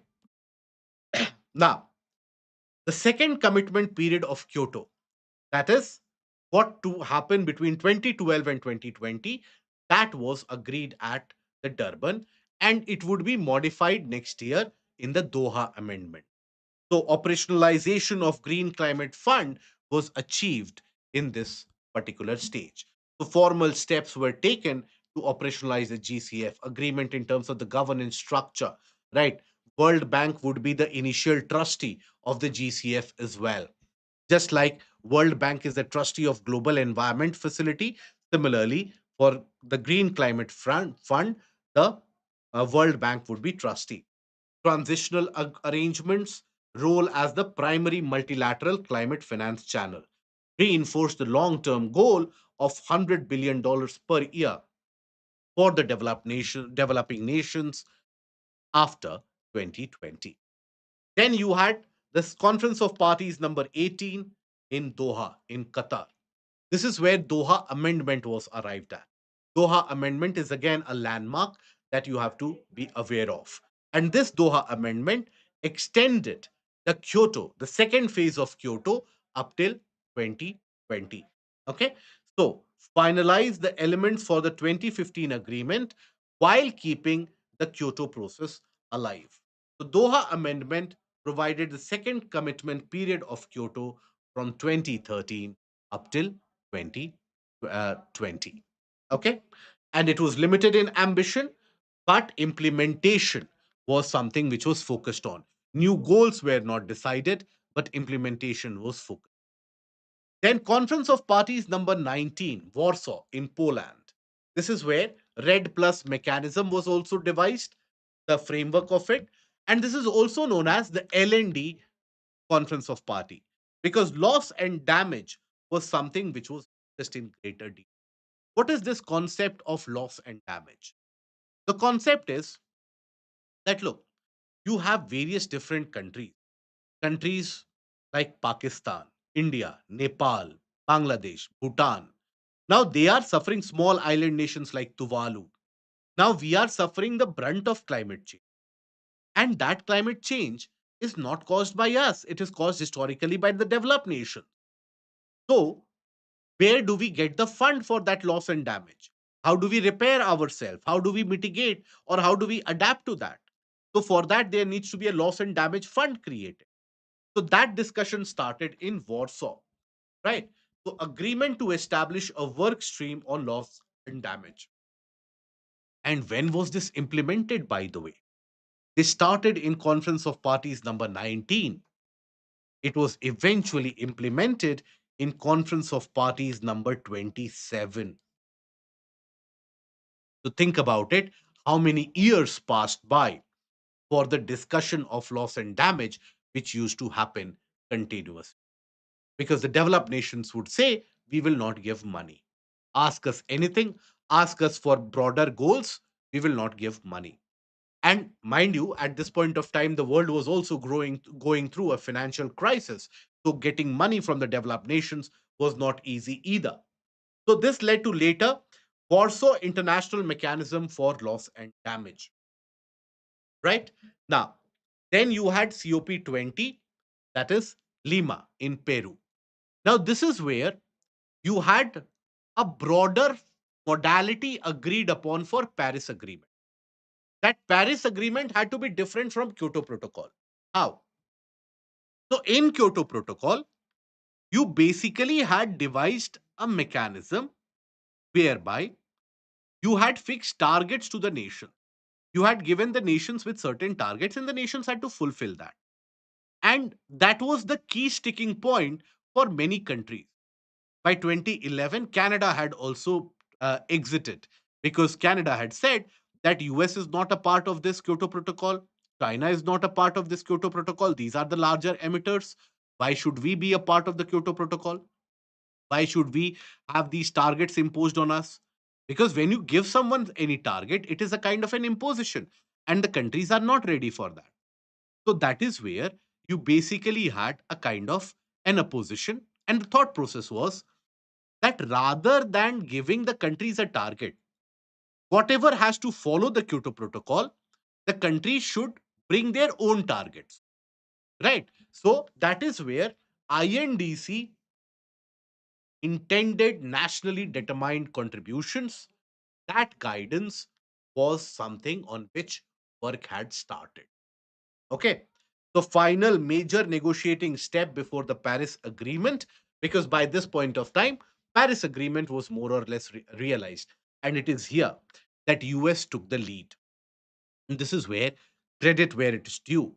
You have to give credit to US and in particular Barack Obama as well.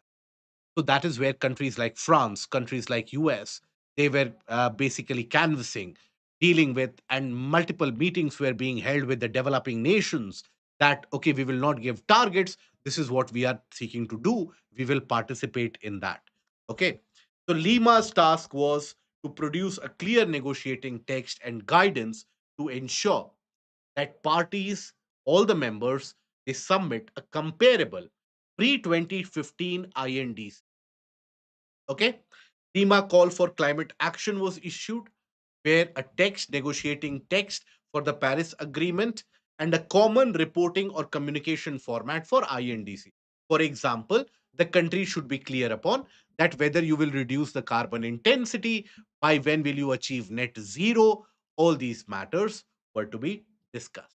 Okay, so this is the basic timeline that you can associate for the major COPs between 1995 to 2015. This is a brief recap for all of you. So, COP1, Berlin, that is where you had the Berlin Mandate. Then another important one was COP3, that is the Kyoto Protocol. So adoption of Kyoto Protocol, right? So this was basically where eventually BAPA was also being discussed. Now this is COP7 2001, Buenos Aires Plan of Action. Okay. So Berlin Mandate and BAPA, they helped develop the clean development mechanism and finalization of the Kyoto regime. Then Marrakesh Accords. Marrakesh Accords eventually were the rule book for the Kyoto Protocol. And these Marrakesh Accords, they finalized the rules for joint implementation, CDM, emission trading, adaptation fund, and the work started for post Kyoto work. Then you basically had eventually the Cancun, where you had the Cancun agreements, Green Climate Fund, Cancun Framework, Nairobi Work Program. All of these were done. Okay. Then you have the COP21, which was landmark, which was the Paris. Now, Paris Agreement was different as compared to the Kyoto Protocol. Now, Paris Agreement basically had a kind of a guideline that we have to limit the warming by 2 degrees Celsius, if possible, by 1.5 degrees Celsius, but by maximum 2 degrees Celsius. Okay. And rather than giving the countries the target, we will develop a mechanism where each and every country they come up with INDC, that is intended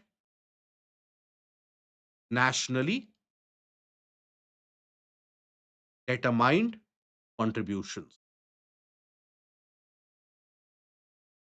Contribution.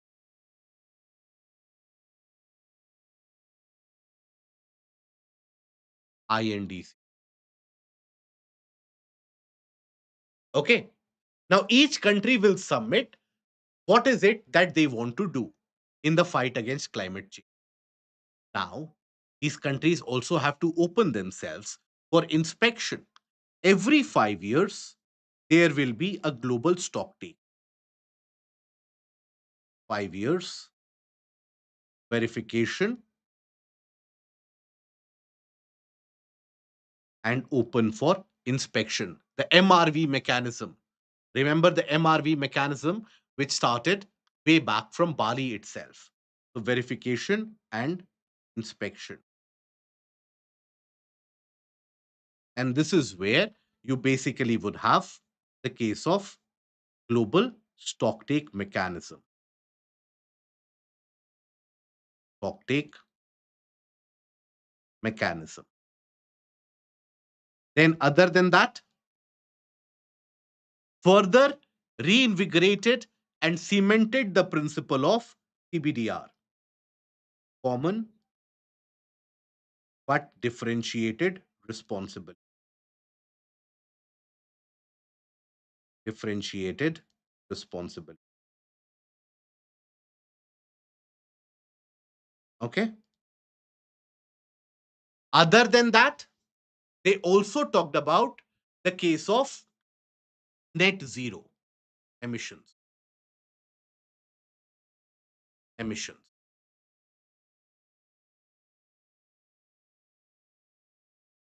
What were the net zero emissions? That whatever amount of carbon dioxide equivalent you are emitting, you have to ensure that you have enough absorption capacity as well. Right? Either reduce the amount of carbon dioxide emitted or have enough forests so that all the carbon dioxide is sequestered there. So the net zero emissions advisable by the countries, advisable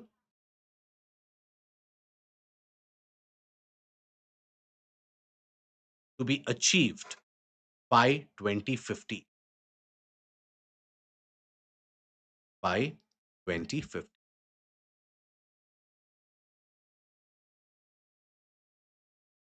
Okay. Now, the warming had to be restricted by 2 degrees Celsius, if possible 1.5. So, aim was to achieve peak emissions as early as possible. Achieve peak emissions as early as possible. Okay, as possible. And then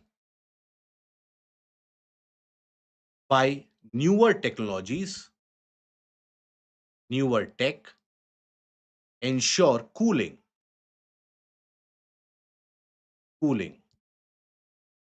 post 2050. That technology would have developed to such an extent that carbon sequestration, etc., could be effective. So this was the broader mechanism. $100 billion of funding to the developing nations obviously was one of the measures which was talked about. So the Paris Agreement, the key outcomes, provides the post Kyoto Protocol commitments to combat climate change, commits the 196 countries to work together to limit global warming to no more than 2 degrees Celsius above the pre industrial levels, with a stretch goal of keeping it below 1.5 degrees Celsius. Okay? Stopping the rise of greenhouse gas emissions as soon as possible. Long term goal well below 2 degrees Celsius, pursue 1.5, nationally determined contributions by each of the countries, 5-year cycle for these NDCs, global stock take, and enhanced transparency framework that all the countries have to be transparent about their emissions. Okay? Now, it is not a treaty, and the INDCs are not binding, but generally, the expectation is that when you submit the next INDC after 5 years, you have to submit a better goal, a more aggressive goal. Right. For example, as a student, let's suppose you have said that in the next 10 days, I will finish 2 chapters. So after that, when you submit your next target, it has to be a bit more aggressive that I will complete 3 chapters. So that was the expectation. The deal contains some binding element. What is the binding element in the deal? The countries have to participate in a system for measuring their progress in achieving the goals. How do you do that? So, the member countries will be evaluated every 5 years. The poorer countries would be given some amount of funding to cope against the brunt of the climate change. Now, here, GCAA was arrived at on the sidelines of the Paris Agreement. So it was basically the global climate action agenda. This was arrived at. So these bodies are now being asked in the prelims examination. All these bodies are being asked about the features of these bodies. Okay.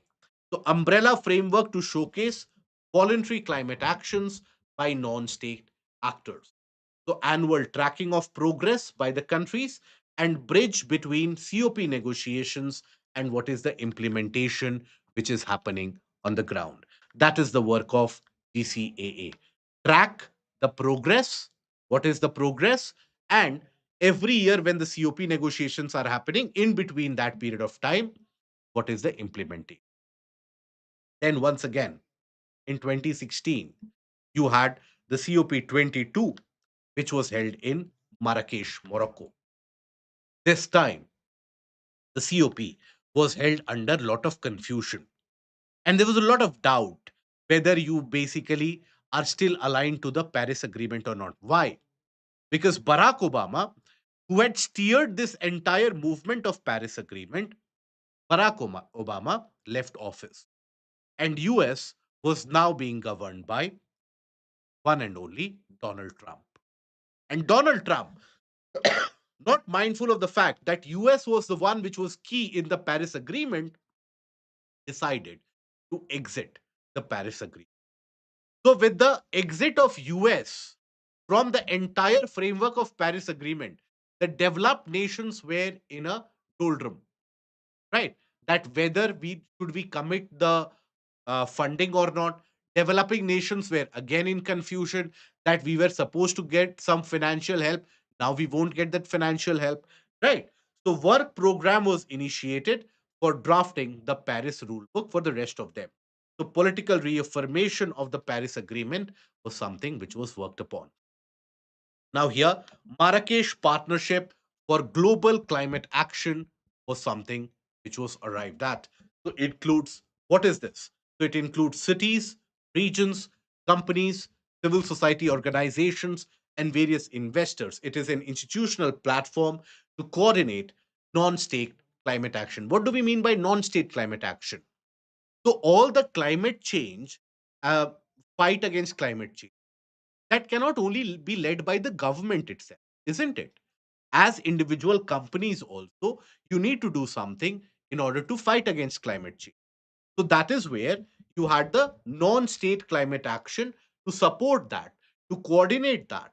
That institutional platform was provided by Marrakesh Partnership for Global Climate Action, again relevant for prelims. So it would organize work around various themes like energy, transport, land use, water use, industry, human settlements, and so on.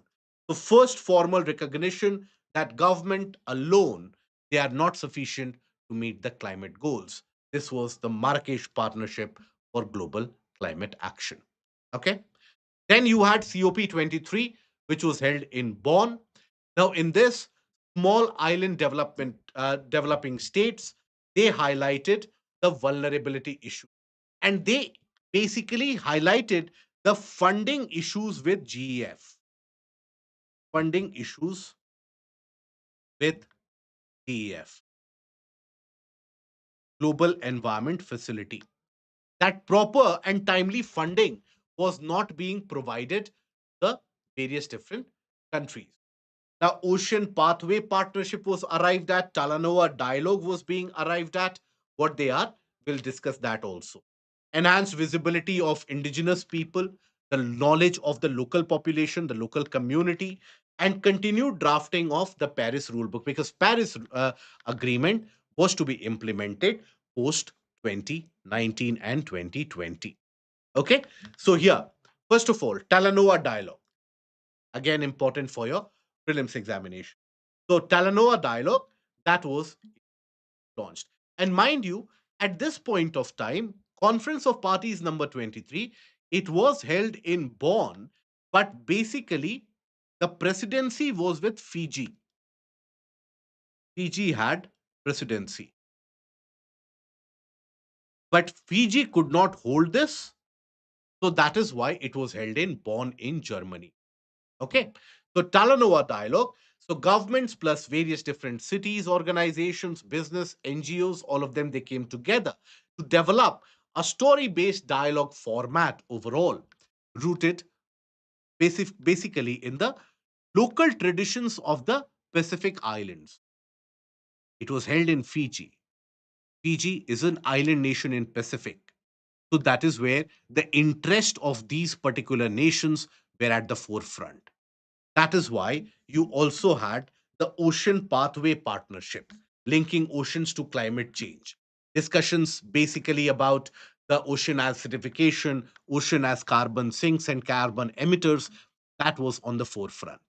It is in this that Talanoa Dialogue was basically arrived at. And a story based format, that what stage are we in terms of the fight against climate change or in terms of the present situation, right? Where do we want to go and how do we get there? Okay. This brought non-state actors directly into the ambition discussion. Non-governmental, that is NGOs, they became a part, companies, they became a part of these discussions. Okay. Then that is the case of Talanoa Dialogue. So Talanoa Dialogue, where was it arrived at? When was it arrived at?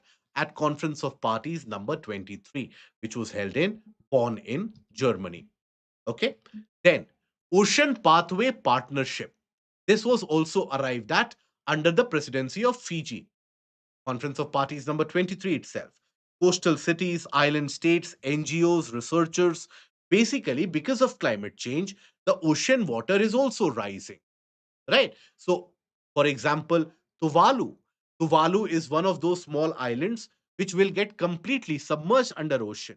So that is where the planned migration of all the citizens of Tuvalu is happening, right? So that is where Ocean Pathway Partnership was arrived at, and Ocean Climate Nexus, sea level rise, coral bleaching, coastal resilience, mangrove ecosystems, these were being discussed. Oceans formally integrated into climate discourse through state action. Then you had Conference of Parties number 24, again returning to Europe, and it was held in Katowice in Poland. So here, Katowice Climate Package of Transparency Framework for Paris Rulebook. Paris Rulebook, the INDC, you needed to be transparent. Even in global stocktake, you needed to be transparent. NDC accounting rules, global stocktake modalities, that was being finalized. Just like Prior to Kyoto, you had multiple years of finalizing the rules. Similar was the time taken for finalizing of Paris Agreement as well.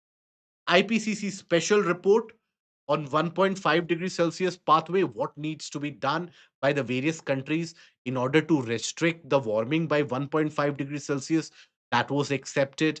Now, this is where it was highlighted that urgent action needs to be taken, right? Turn Paris Agreement into an operational system.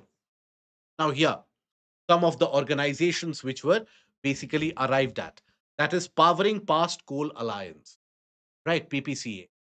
So this was launched earlier in 2017 itself, but major expansion happened at Katowice. So cities, regions, investors, the goal to phase out unabated coal power, right?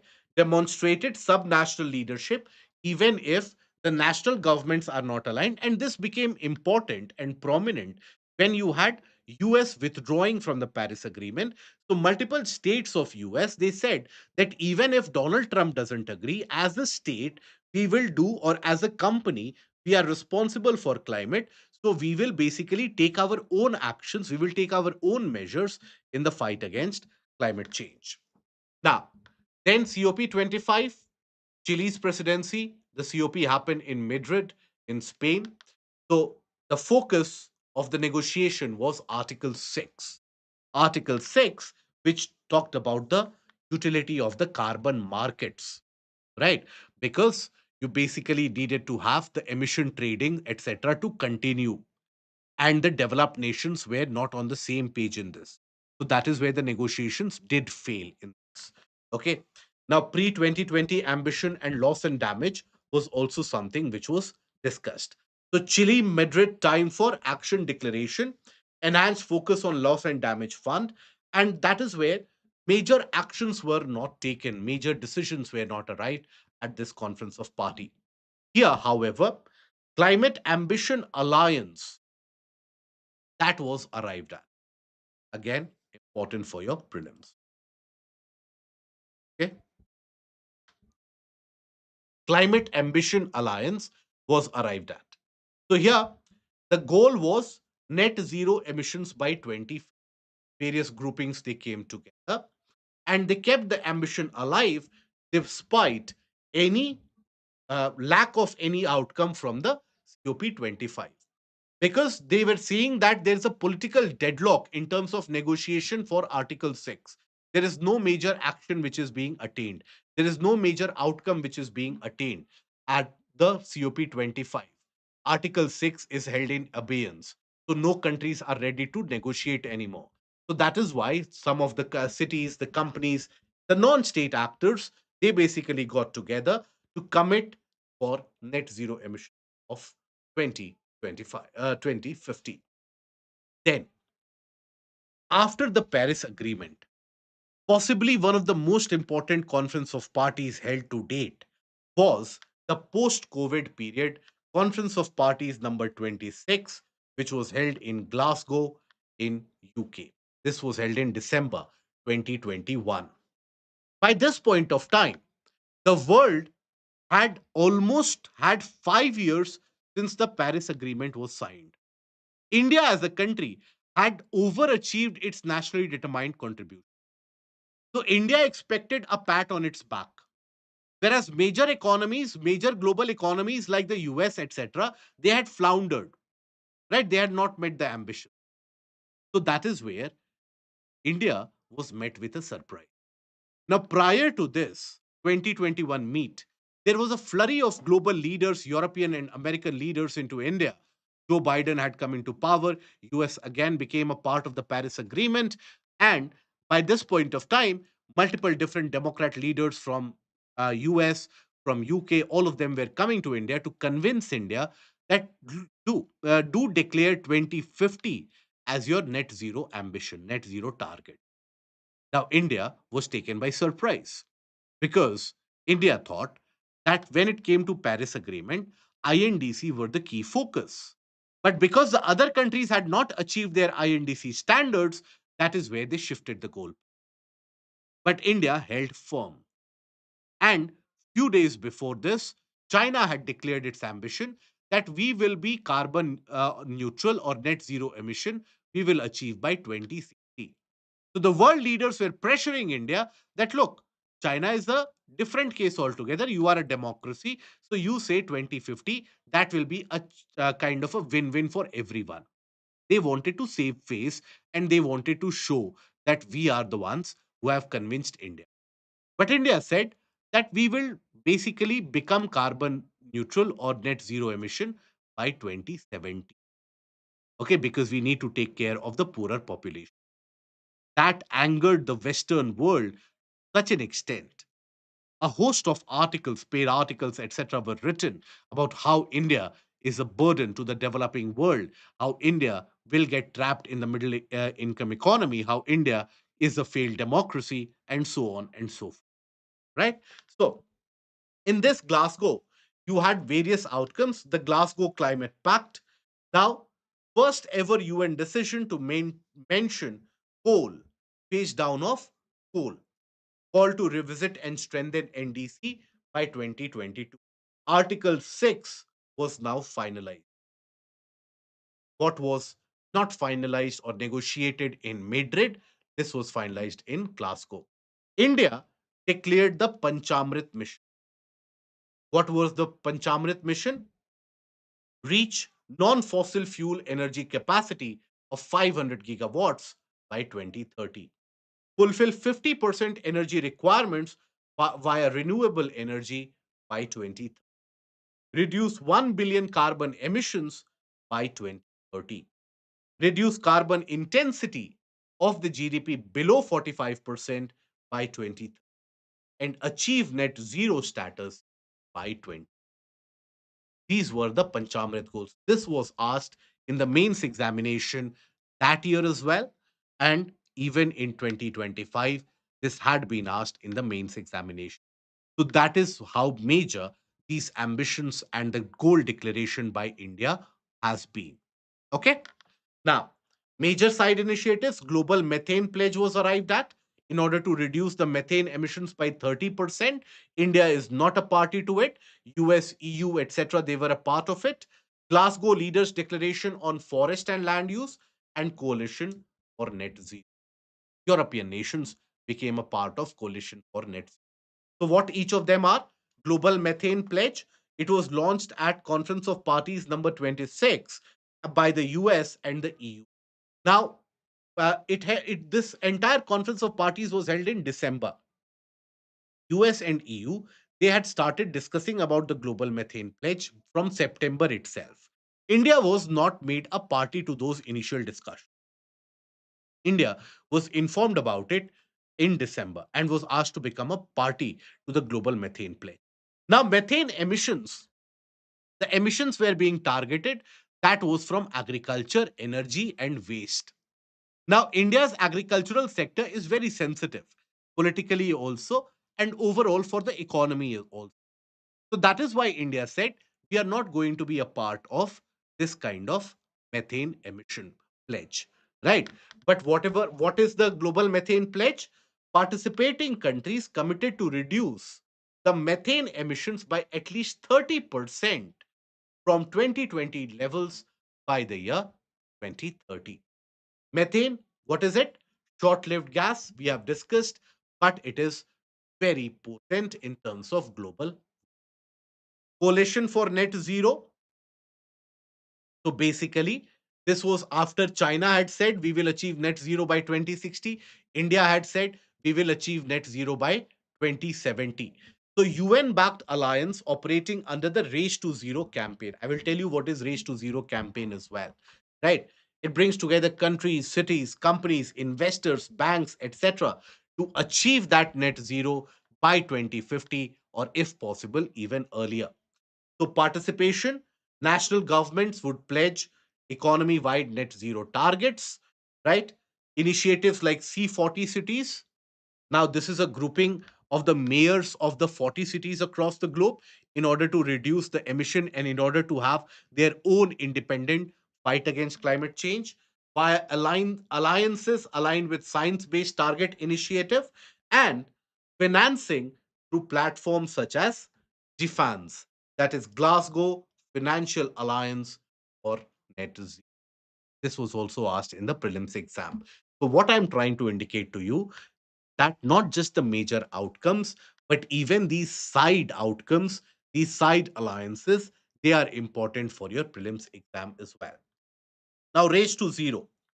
Now, this includes cities, regions, commitment to achieve net zero by 2050, transparency in climate action, and covers roughly 90% of the global GDP.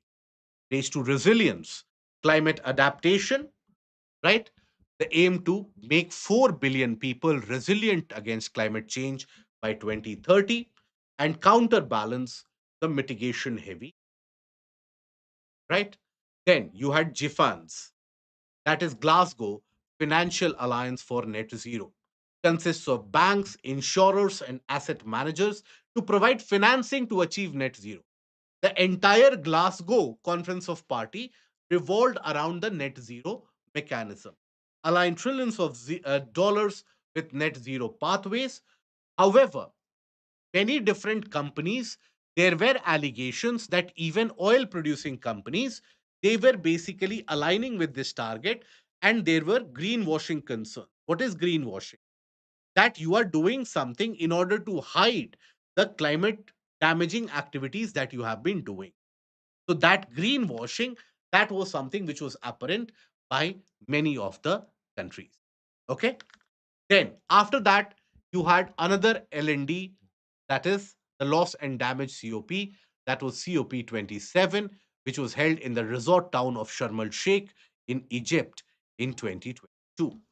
So here, loss and damage fund, which had the discussion of it had started in Warsaw, that loss and damage fund was finally agreed, was arrived at. So recognition that climate impacts require dedicated finance, because by this point of time, you had the historic floods which had occurred in areas of the subcontinent.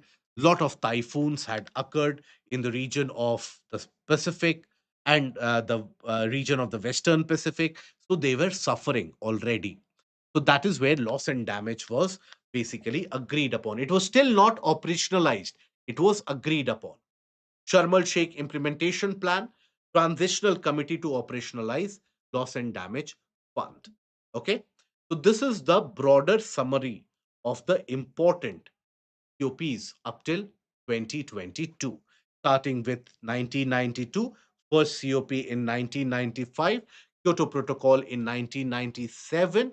Kyoto Protocol came into effect in 2005. Now, Canada withdrew in 2011, Paris Agreement in 2015. Paris Agreement then comes into effect 2021 Glasgow and 2022. Okay?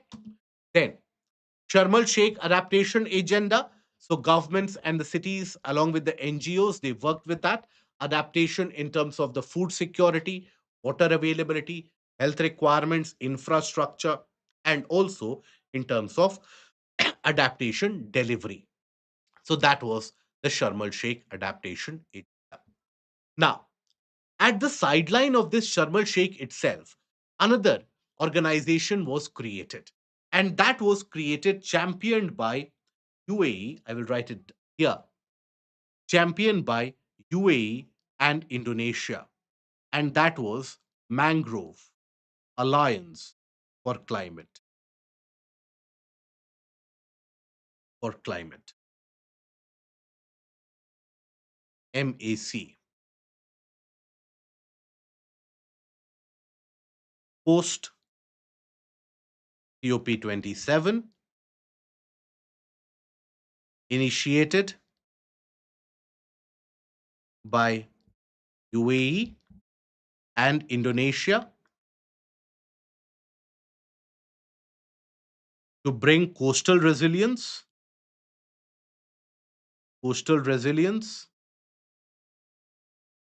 and also increased green cover.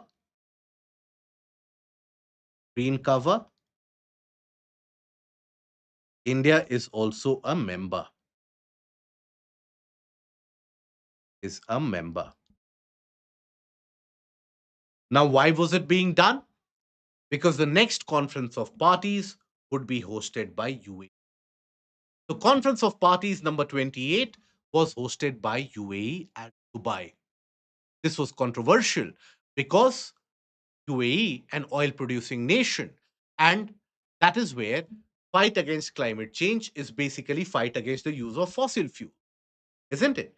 So here, first global stock take, the discussion was concluded.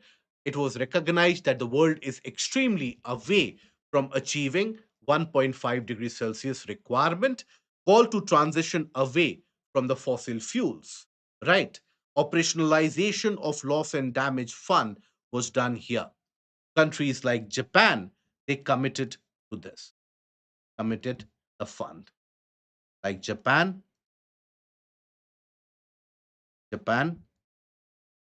pledged support. Okay. Then energy transition and renewable capacity pledges. And here, a link was made for the first time between climate change and the impact on health. How climate change is impacting health of the normal population, of the common population for the first time. That linkage was done at Conference of Parties number 28, which was held in Dubai. Now, here, non state actor accountability framework, NSAF, NSAAF, that was arrived at, push to align voluntary pledges based on science based targets and addresses gap in terms of corporate accountability. Then coming to Conference of Parties number 29, which was held in Baku, Azerbaijan, again an oil producing region. And this is where the greenwashing concerns became louder. Now, in this particular case, NCQG, new collective quantified goal of mobilizing huge amount of fund was agreed upon, replacing the $100 billion goal with a larger amount of funding. But then again, modalities were not discussed. Greater emphasis on adaptation finance.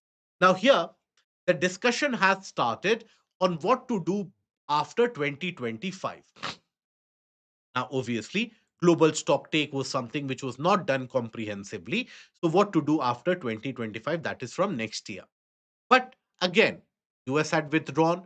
There was discussion in 2024 that Donald Trump is going to come into power. So, at this point of time, already the developed nations were hesitant to commit to any kind of future funding. Then, the most recent conference of party that was held in November 2025, that was held in Belém in Brazil. So, tripling of adaptation finance compared to 2025 levels. Just transition of energy, focus, diverse national pathways.